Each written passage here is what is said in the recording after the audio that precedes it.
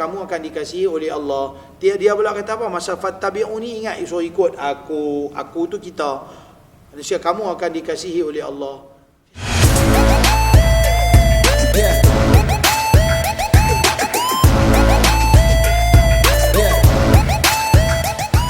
Baik, Assalamualaikum. Okey, hari tu kita ada sembang panjang kan. Banyak lagi duk ada. Okey, yang ni yang ke-13. Perkara khurafat menurut Islam. Okey, yang ke-13. Okey, Ustaz. Bersama apa? Ya. Assalamualaikum warahmatullahi wabarakatuh. Bismillahirrahmanirrahim. Alhamdulillah wassalatu wassalamu ala Rasulillah wa ba'du. Hafiz dan semua kru yang terlibat dalam kita punya warehouse production. Okay, kita membincangkan persoalan khurafat menurut perspektif Islam, khurafat menurut Al-Quran dan Sunnah.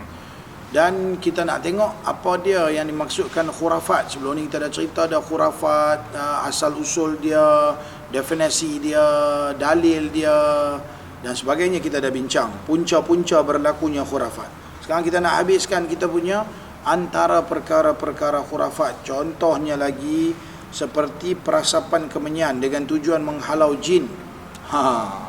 Ni orang kata jin ni, sebenarnya kita buat kajian, jin ni dia suka pada benda-benda yang merepek-merepek, benda-benda haram. Segala asap-asap ni dikatakan oleh para ulama sebagai makanan jin. Asap yang haram lah. Dia apa saja benda-benda yang pemujaan, kita letak ayam sekok ke apa ke, dia punya suka lah.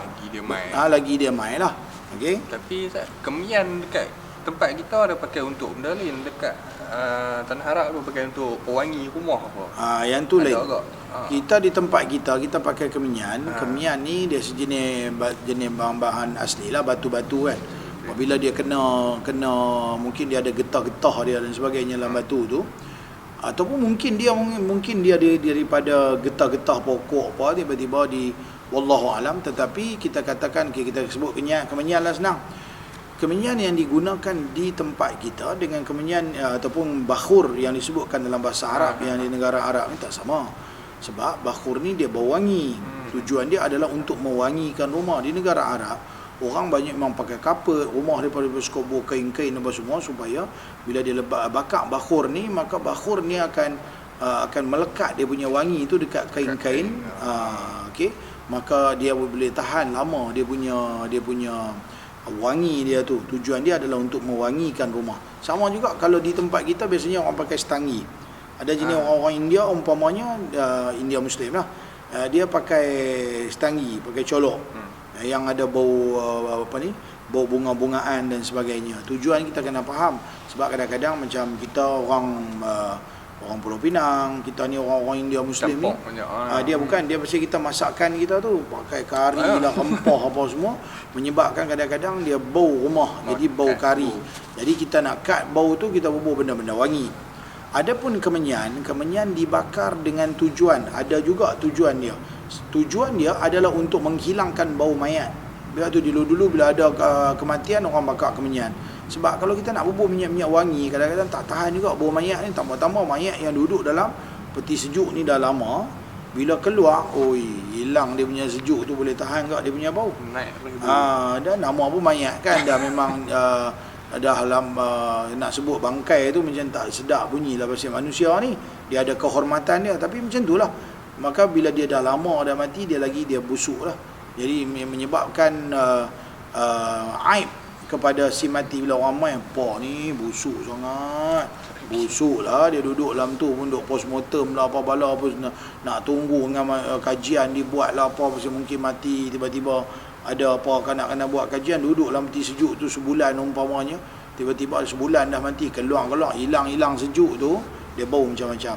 Maka menghindarkan daripada benda-benda fitnah yang manusia mungkin akan kata macam-macam, kita bau kemenyan sikit. Bila orang main dia tak bau kemenyan lah, tak bau lah tu, dibolehkan sikit-sikit. Jangan bau sampai tu dia berkata ni kemenyan ni tujuan dia, ingat tengok tujuan juga. Kalau tujuan dia baik, kita bukan kata matlamat menghalalkan cara, tetapi kalau niat dia baik, kemenyan tu hukum dia harus saja dengan membakar kemenyan tu. Tapi kita tengok apa tujuan dia bakar kemenyan tu, kerana dia nak menghilangkan bau mayat, bau sikit-sikit, tak ada apa, hukum dia adalah harus.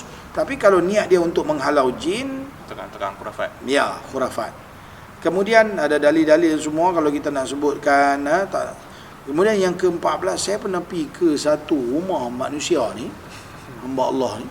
Yalah, ilmu tak ada. Bila saya sampai ke rumah dia, dia letak satu ayak putih ni dalam satu gelas. Dekat dia punya almari, yang almari tabur televisyen ni, kita panggil almari apa? Almari ni lah kita Rak TV tu Rak kan. TV tu apa semua, almari tu ada barang-barang perhiasan pun. Kemudian dekat atas tu dia bubuh satu gelas cantik lah, macam gelas elok-elok ni, macam gelas orang nak minum wine tu apa semua tu kan. Gelas cantik tu dia buah tu, dia buah ayak. Saya pun tengok duduk, ayak apa ni? Ni kalau jatuh ni kena televisyen dengan karen-karen leceh. Saya kata ada abang, ayak apa tu duduk atas tu? Tak jatuh lagi. Oh, dia kata, jangan sebut dia tak. Macam tu lah kita kata, hai, tu macam dia kata, yang tu nama dia ayak malaikat. Air malaikat, dia kata. Kita, apa benda ayak malaikat ni? Dia kata, dia tak tahu yang dia duduk cakap ni, bukanlah kita pandai, tapi kita ni pun tertanya-tanya. Kita mengaji, ayak malaikat. Yang aku tahu malaikat ni tak boleh minum, tak boleh makan, tak boleh apa, ni disebut dalam kita. Tiba-tiba dia kata, ada ayak malaikat. Saya kata, apa tujuan? Dia kata, malaikat ni, dia jalan rata-rata, jadi malaikat ni bila dia intimai masuk rumah kita. Bila dia masuk, kita tak nampak dia, jadi kita tak tahu. Jadi orang, bila tetamu mai di rumah, kita kena sediakan ayak. Dia kata biar kita buat siap-siap. Jadi kalau dia rasa nak minum, dia ambil lah minum ayak tu. Jadi dia punya pemikiran macam tu. Tinggi tu. Dia kata jadi dia kata tengok ayak tu makin lama makin kurang. Memanglah makin kurang. Kalau pergi bubuk dalam tu tak tudung. Cuba bol dalam botol tak kurang lah sampai bila-bila pun. Evaporation nama ni berfikir dia tak faham tentang penciptaan malaikat tu sendiri. Ini dinamakan air malaikat. Percaya benda-benda ni semua tak betul. Yang ke-15, menganiayai, menzalimi orang dengan melakukan sihir, santau, pukau dan sebagainya. Okey. Yang ini terang-terang benda-benda yang bercanggah dengan ajaran Islam. Menzalimi orang dengan tak payah sebutlah. Terlalu banyak dalil-dalil daripada Quran, di mana Quran surah Asy-Syura ayat 42, surah Ibrahim juga ayat 42 menceritakan jangan mengamalkan amalan-amalan yang zalim, menzalimi manusia-manusia yang lain. Yang ni semua esok di akhirat. Hatta saya katakan sehinggakan menzalimi binatang ataupun tumbuh-tumbuhan dengan cara sihir pun tak boleh. Dengar. Okey. Ada jenis orang bomoh patah ni. Dia kalau patah, dia bukan urut di tubuh badan, dia ambil daun mengkuang dia urut daun mengkuang tiba-tiba kita patah lega, sambung balik. Tu pun jadi tanda tanya juga. Ya, benda tu sihir. Sebab ada setengah memang dia pegang, dia urut. Mestilah benda tu sakit tu di sini. Betul. Apa kena mengena dengan daun mengkuang tu? Ya urut daun tu pelik. Tapi pegang orang pegang daun, lurut tu, tiba-tiba sini lega. Kita tak melihat benda tu sebagai satu benda yang normal. Ni benda yang luar biasa. Dia ni siapa? Tok Wali ke? Ni siapa? Ni anak kita nak berbual dalam kategori apa? Nak berbual dalam kategori mukjizat, irhas. Mukjizat tak betul, itu untuk nabi-nabi. Kita nak berbual dalam kategori karamah. Oh, ni kena wali-wali. Ni Pak Haji mana tahu duduk kat kampung ni, mayang pun tak ketahuan. Masjid pun tak pernah pergi, amal ibadat lagi apa tahu Jadi tiba-tiba orang main, kita nak kata ma'unah. Ma'unah ni bantuan daripada Allah. Ni yang saya sebut ni nama ni perkara-perkara pelik. Ma'unah ni mesti kena bantuan daripada Allah. Dia berlaku tanpa dirancang, tiba-tiba dia berlaku. Maka itu nama dia ma'unah. Walaupun dia bagi baik orang. Walaupun dia bagi baik orang, tapi dengan cara macam tu Islam tak membenarkan. Tidak ada asal usulnya rujukan dalam Islam, tak boleh buat. Yang ke-16, pemakaian susuk, baik laki baik perempuan. Nak susuk pun ada macam-macam. Susuk nak bagi cantik, umumlah. Ada susuk yang nak bagi, bukan takat bagi muka cantik, tapi nak bagi tubuh badan cantik, nampak dilihat cantik. Dan ada juga susuk yang jenis pemakaian dia itu adalah dengan tujuan untuk kuatkan badan. Untuk kuatkan badan, benteng pertahanan. Mungkin dinamakan susuk, mungkin dinamakan raksa. Ambil susuk biasanya dia akan ambil barang merkuri ya raksa. Yang merkuri tu dia raksa. Ya, pemakaian raksa. Raksa ni dimasukkan dalam badan dan untuk tujuan dia untuk kekuatan. Saya pernah berubat dan bantu orang untuk dia memang sayang sangat dengan dia punya raksa walaupun dia tak larat dah, tapi dia tak mau buang. Dia kata, "Oi, benda ni berjasa ni." Dia kata, dia tak tahu esok dia nak mati susah, dan memang pun dia nak mati memang susah sangat. Kesian. Allah tak bagi kat dia nampak benda-benda yang seumpama macam tu, ya, benda tu benda yang salah. Dalam satu hadis kata Nabi SAW, Allah Ta'ala melaknat pembuat tatu dan orang yang meminta supaya dicacahkan kulitnya dengan tatu, dan orang yang meminta supaya rambut alisnya, maksudnya kita punya apa, bulu kening ni dinipiskan agar nampak seperti bulan sabit, dan orang yang merenggangkan gigi-giginya supaya nampak cantik, dan kesemuanya itu mengubah keaslian yang diciptakan, kejadian yang diciptakan oleh Allah Subhanahu wa Ta'ala. Dan kata Nabi, tiada aku melaknati akan seseorang melainkan ianya telah dilaknati oleh, kata dengan sahabat ni, tiada aku melaknati seseorang melainkan ianya telah dilaknati oleh Rasulullah. Jadi ini bahayanya manusia-manusia yang buat sesuatu dalam rangka untuk pakai raksa, pakai susu, nak ubah diri dia. Hatta kalau Hafiz sendiri pun pergi gym untuk bina badan dengan tujuan dia adalah untuk nak bagi six pack, tak boleh. Merubah ciptaan Allah haram. Bukan kita exercise kerana six pack, bukan kerana badan sadu, badan macam enjin Virago V. Dia bukan pasal itu, bukan kerana nak cantik, tetapi kerana nak sihat. Okey, dalam sihat tu kita nak biar bagi dia ada muscle lebih daripada lemak. Itu lain. Bagi kita badan kita kalau nak bagi kemas, dia kena muscle lebih daripada lemak. Sekarang ni lemak lebih daripada muscle. Dia ada alat-alat yang boleh kita kira berapa berat badan kita, memerlukan lemak punya mana, memerlukan muscle punya mana. Lah ni kalau dah semua gelembiang, semua pergi jadi lemak, tak ada muscle, jadi penyakit. Maka dari sudut tu, kajian dari sudut kesihatan, bukan kerana kita nak six pack. Apa guna six pack? Pimai-pimai mesti duduk dalam kubur pun ulat makan rupa tu juga. Kita nak lebih kepada sihat. Sebab sihat ni memang mahal. Okey? Ini pemakaian raksa dan sebagainya. Ini benda-benda yang dilarang dalam Islam. Okey? Yang ke-18, menggunakan sesuatu objek dengan alasan golongan jin akan takut pada benda tersebut. Umpamanya bermain dengan atau bermain dengannya. Dia kata iblis setan takut ataupun iblis setan main. Seperti menabur beras kunyit di dalam rumah. Ni famous Ada gangguan jin iblis setan, ambil beras kunyit tabur. Okay. Kemudian menabur kacang hijau. Ni ada itu kita siap ustaz pun lagi tulis buku lagi, minta maaf. Dia kata kita tabur buah kacang hijau kat bawah-bawah kusyen tu, nanti toyol mai, dia pun nak mai curi, dia terlupa kata dia nak curi. Dia nanti nampak kacang hijau, dia nanti main tendang-tendang, main macam main goli ke main bola. Lepas tu dia letih-letih, dia pun penat-penat, dia balik gitu, ya, tak ada curi. Dia agak bodoh, hang ke bodoh. Siapa yang bodoh dalam keadaan ni yang kita boleh katakan dia ni seolah, saya tak faham macam mana, di mana dalil alasan yang dia boleh katakan macam tu.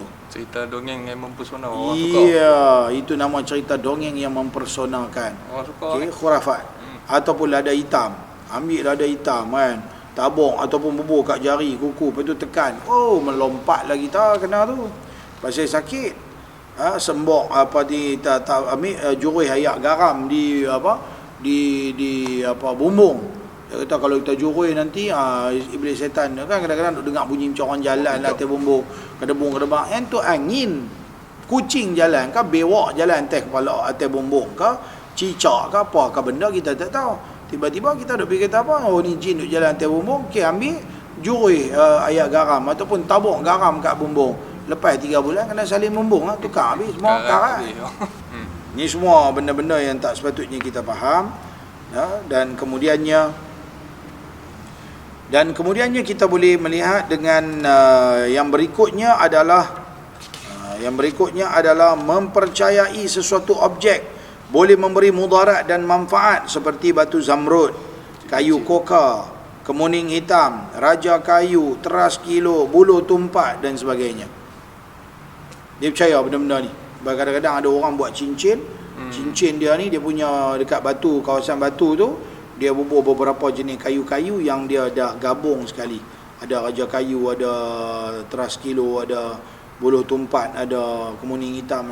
Saya ada semua belakang tu, semua kayu-kayu tu semua saya ada. Dalam simpanan saya semua ada. Sebab dulu kita pun terlibat dengan benda-benda macam tu, kita tahu. Okay? Memang benda-benda tu semua nak dapat memang dengan harga yang mahal. Jadi mereka percaya sangat kata benda-benda ni kalau pakai adalah, kalau pakai kerana cantik, kayu lain-lain sebab nampak seni dia tu nampak macam lain-lain, pelik sikit lagu tu tak apa. Tapi kalau dengan tujuan iblis setan, halau iblis setan, yang tu semua adalah khurafat. Iblis setan tak takut pada benda-benda tu ataupun sebarang objek, dia hanya takut kepada ayat Quran yang dibaca dan manusia yang tahap iman dan keikhlasan dia tinggi di sisi Allah Subhanahu wa taala. Yang tu saja. Tentang batu cincin tu betul ya. Ramai sangat saya bila pakai batu kali ni tak ada benda boleh dekat, jin nanti lari ikut. Tapi ada satu kajian yang dibuat oleh sahabat saya Dr. Hisham di Perlis. Dr. Hisham dan juga mereka-mereka yang terlibat dalam bidang geologi, kajian pasal batu-batu. Mereka buat kajian, dikatakan setiap batu ni ada dia punya khasiat dia tersendiri. Contohnya yang saya ingat, dia kata kalau kita pakai batu kecubung. Batu kecubung tu dia macam nak biru, macam nak ungu sikit. Okey? Bila dia kalau dalam tu dia ada macam awan sikit, macam putih-putih tu. Jadi dikatakan kalau kita buat cincin, batu tu biar bagi kena dekat tubuh kita. Jadi untuk long term dia bagus untuk orang yang sakit tengkok. Ini dari sudut kajian saintifik. Dia ada buat buku batu-batu permata dan nilai perubatannya. Dr. Hisham. Dr. Hisham. Okey? Dan ini kalau dari sudut kajian. Okey, PhD dia tu tesis PhD yang dia buat kajian dalam bidang batu-batu ni. Jadi itu saya tak nafikan. Setiap benda yang Allah cipta ada khasiat dia, tapi untuk long term. Mungkin kita mudah-mudahan Allah bagi khasiat pada benda tu, dan lama kelamaan membantu sikit-sikit, tapi sudah pastinya kalau sakit, tadi kata apa, sakit belakang kan, sakit belakang pergi klinik nak kena pergi cari Panadol juga kan, perak pun perak juga. Maknanya itu yang jalan dia, takkan duk pakai cincin tu duk sakit belakang dan dah luruh habis semua tulang-tulang belakang kan, duk tunggu ayak pada cincin tu, batu tu baru nak, tak lah.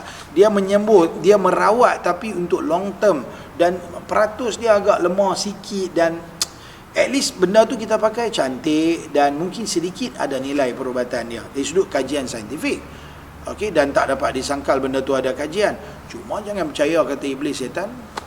Takut pada benda-benda tu semua. Macam tu cantik tak apa. Ya. Benda-benda tu semua termasuk juga yang ke-20, benda-benda yang termasuk dalam kata khurafat, kepercayaan yang karut. Pamanya kita kata jangan makan nasi dalam periuk atau kuali, nanti fakir miskin. Okay. Jangan main batu. Kita sini panggil main batu 7. Orang di setengah tempat dia panggil batu apa? Seremban.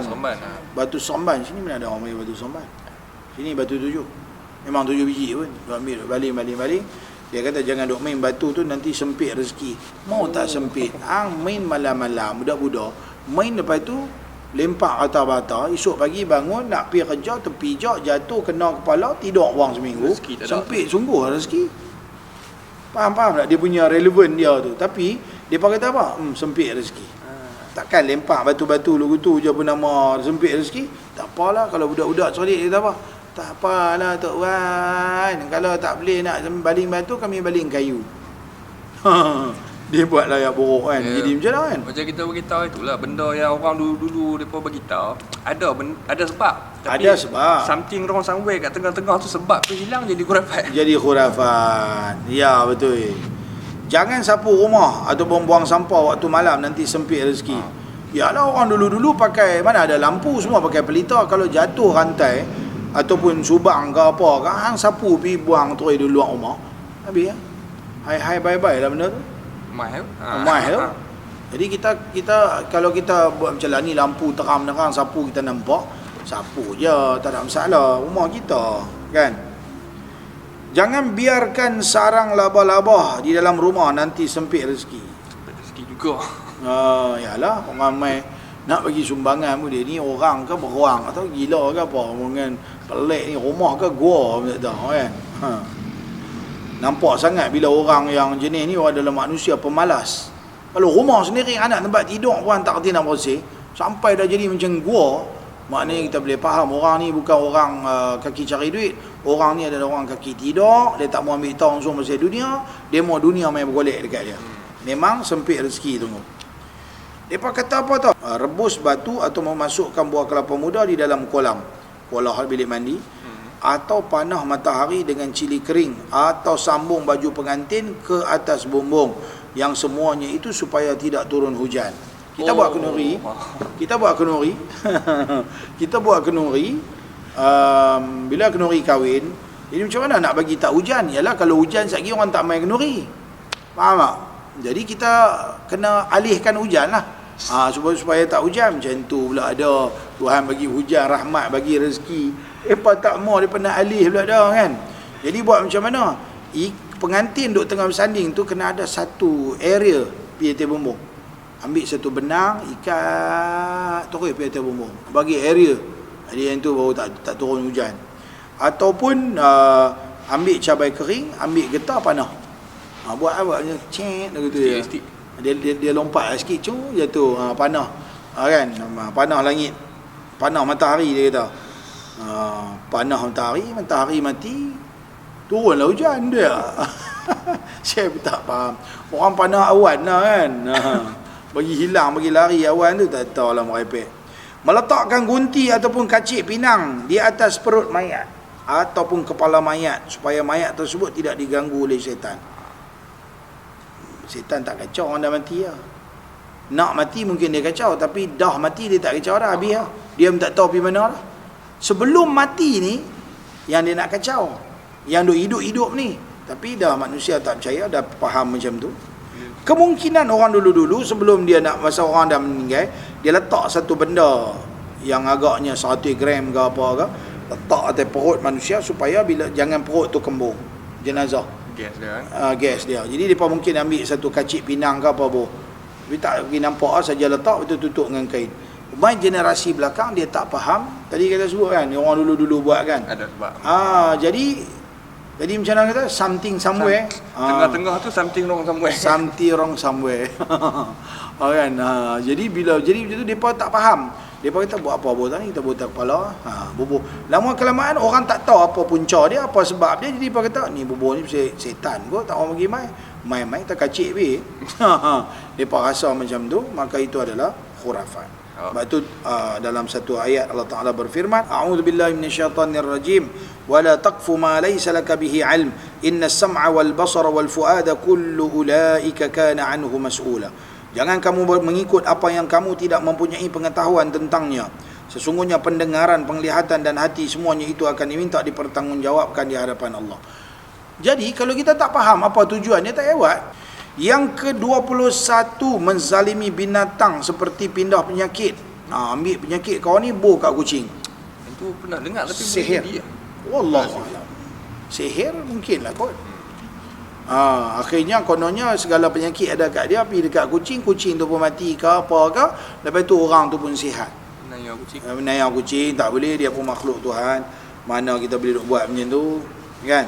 Walaupun dia pindah ke anjing pun tak boleh. Walaupun ke anjing ke babi ke apa pun tak boleh. Lagi orang kata tu binatang haram tak apa, dah kita haram pegang. Kita haram pegang kan. Bukan haram boleh sepak dia. Okey, yang ke-22, mempercayai sesuatu wali, keramat atau seseorang seperti bomoh, dukun boleh mendatangkan mudarat dan manfaat. Dia ni bagus, dia ni boleh buat macam ni, dia ni boleh buat macam ni. Tuan-tuan, yang tu adalah dengan kehendak Allah. Allah izin, Allah tak izin, tak izin. Tak kira dia wali ke dia siapa pun. Maka kita boleh faham kalau kata dia memang kita anggap ni orang yang soleh, wali ke apa ke, kita mengharapkan mungkin doa dia mustajab. Tak apa kalau dia doa. Takut sekali lagi dia buat benda-benda yang tak betul, lepas tu dia duduk berlakon. Jadi berhati-hatilah kalau nak percaya siapa-siapa sekalipun kan.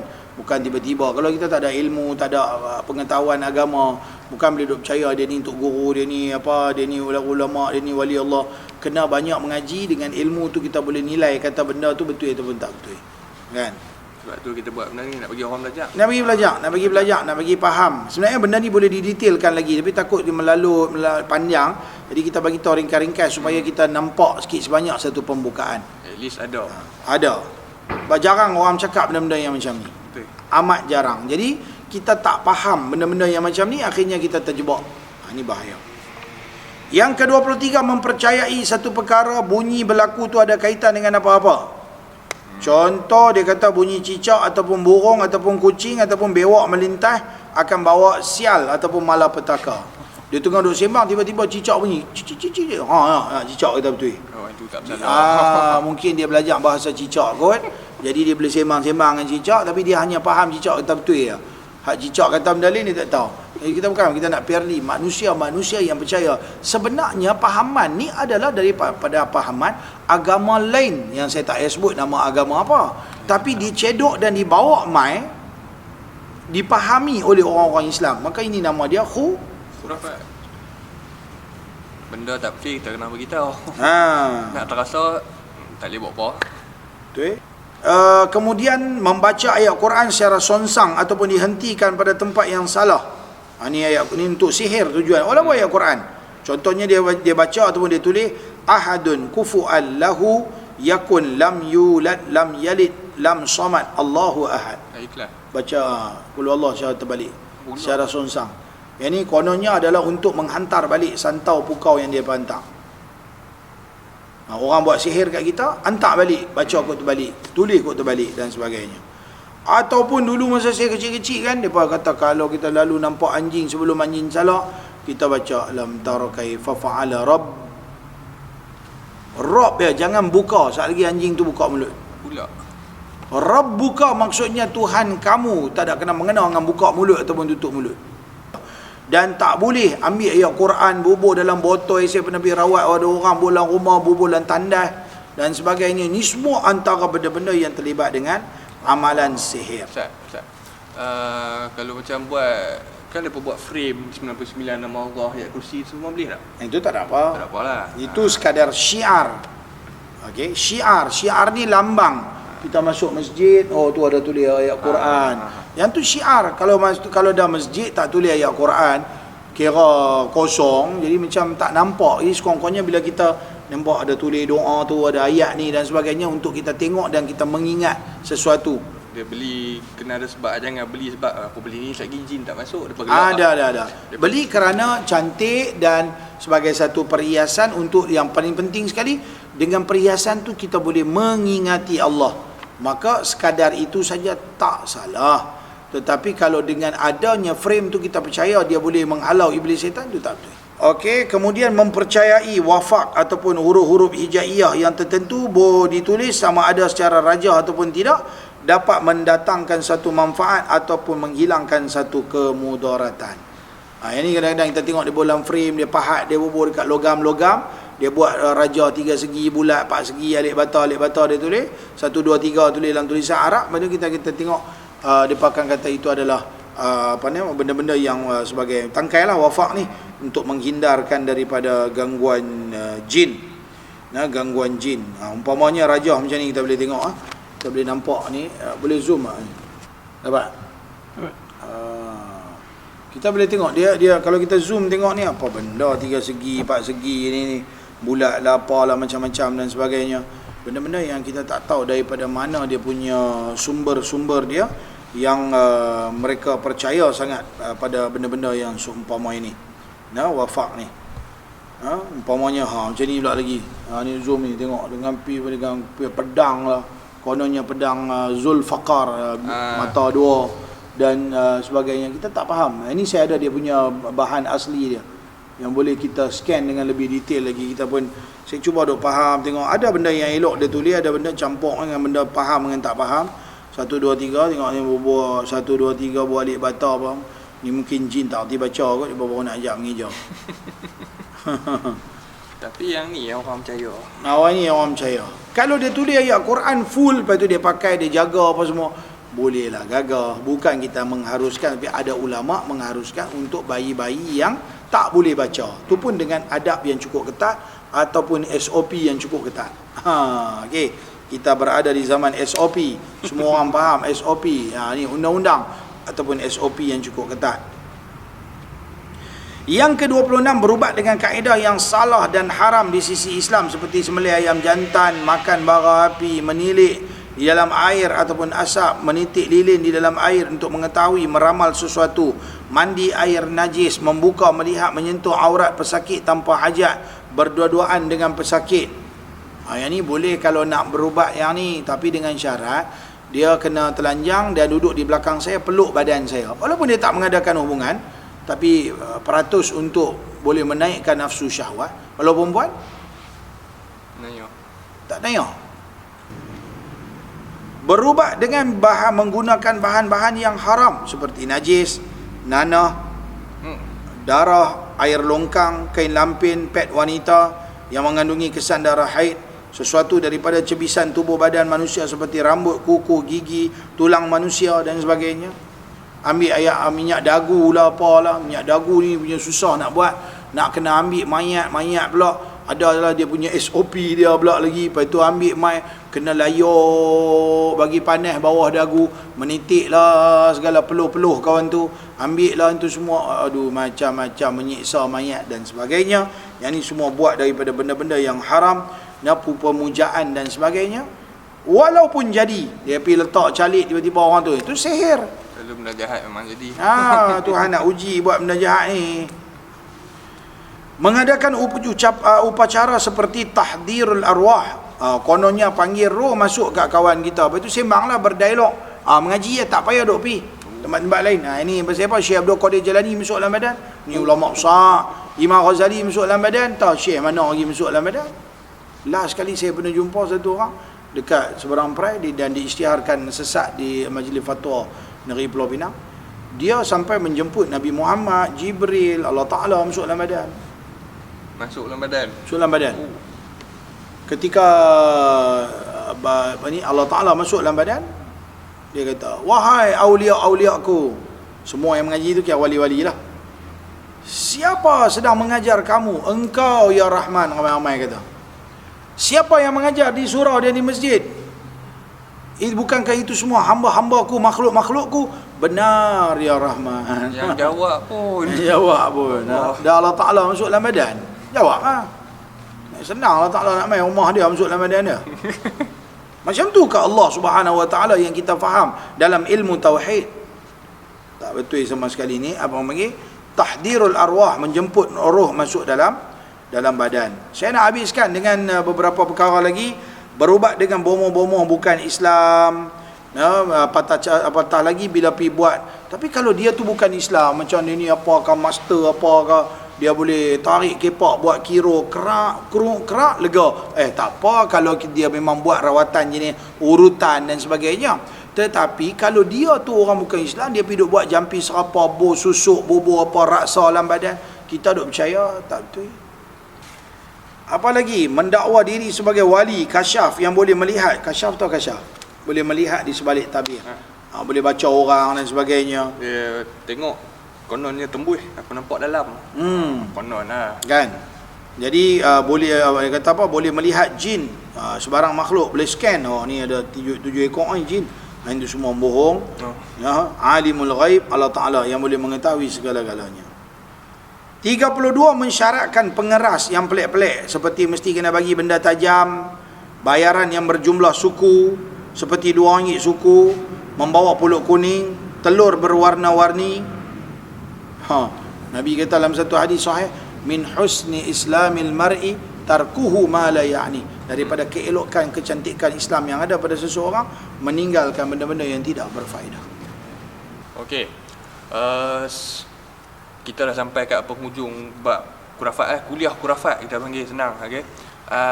Mungkin setengah penonton kita tengok benda ni kecil-kecil, Allah ni biasalah orang dulu-dulu buat, orang tak ada apa pun. Cuba fikir boleh. Daripada benda kecil-kecil ni boleh jadi ayah bin. Ya. Cuba bayang. Benda kecil yang bodoh kata ni, benda ni kecil lah, jangan ambil peduli, boleh jadi ayah bin.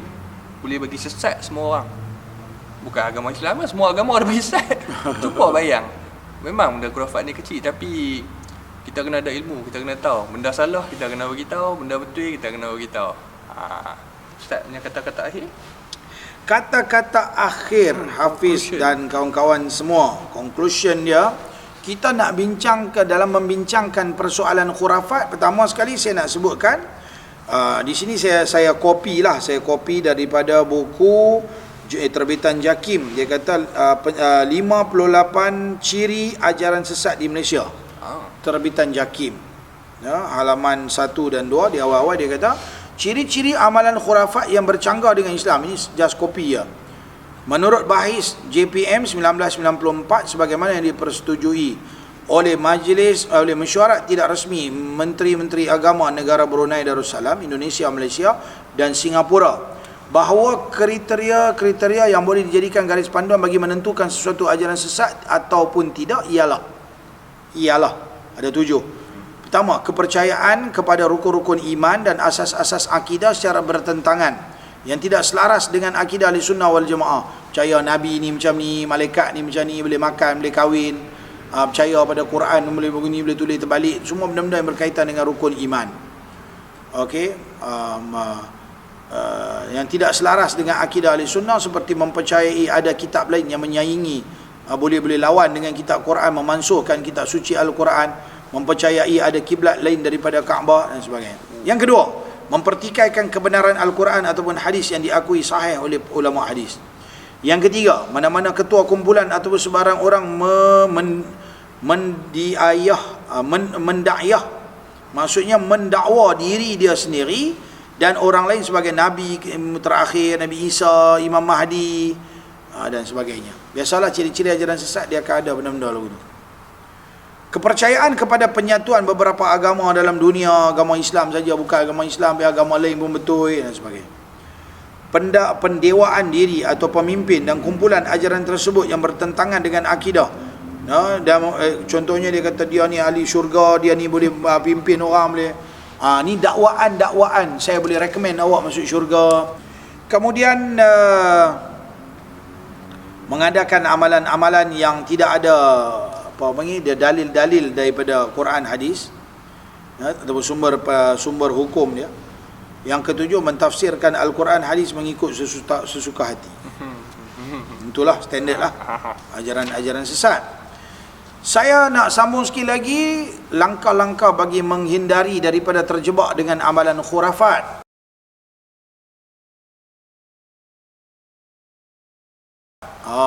Dah cerita tu macam mana nak selamat.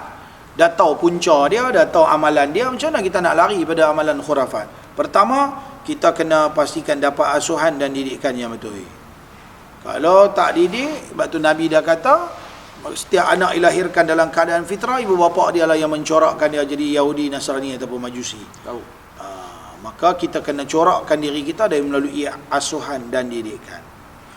Yang kedua, pastikan kita duduk dalam suasana sekeliling bi'ah yang betul. Kita duduk di tempat orang mengaji, tapi masjid, kita berkawan dengan majlis ilmu, orang duduk, kita duduk dengan orang-orang yang tak buat benda khurafat, kita akan terhindar daripada khurafat. Kita of course lah yang kelima, kita kena ada ilmu pengetahuan untuk yang ketiga, kena ada ilmu pengetahuan, dan yang keempat, pergaulan. Hidup kawan-kawan ni semua kena tahu kawan dengan orang-orang yang tak buat khurafat. Pi kawan dengan kaki boh mau ni. Boh mau situ kita tahu. Bukan boh mau. Kemudian banyakkan berdoa, minta Allah selamatkan diri kita, selamatkan iman kita, akidah kita. Banyakkan berzikir, ada benteng-benteng pertahanan dengan zikrullah, iblis setan tak akan masuk dekat. Banyakkan baca Quran, Allah akan selamatkan kita daripada gangguan iblis syaitan dan daripada kita terjebak dengan perkara-perkara yang menyalahi syariat Islam. Okey. Dalam buku saya ni saya adalah sebut beberapa saranan bagi membendung keberleluasannya amalan khurafat. Ini nasihat pada pihak-pihak pemerintah dan sebagainya. Dan kemudian ada beberapa amalan yang boleh menyebabkan kita bertambah iman, seperti baca Quran, zikir, doa, mai semayang, mai majlis ilmu. Seumpama benda-benda macam ni lah boleh menyebabkan kita ni lebih kuat iman kita, lebih kuat amalan iman bertambah dengan, ingat nombor satu, iman seperti mana yang dipegang oleh ahli sunnah wal jamaah, dia boleh bertambah dan kurang. Iman bertambah dengan bertambahnya amalan, iman kurang dengan kurangnya amalan.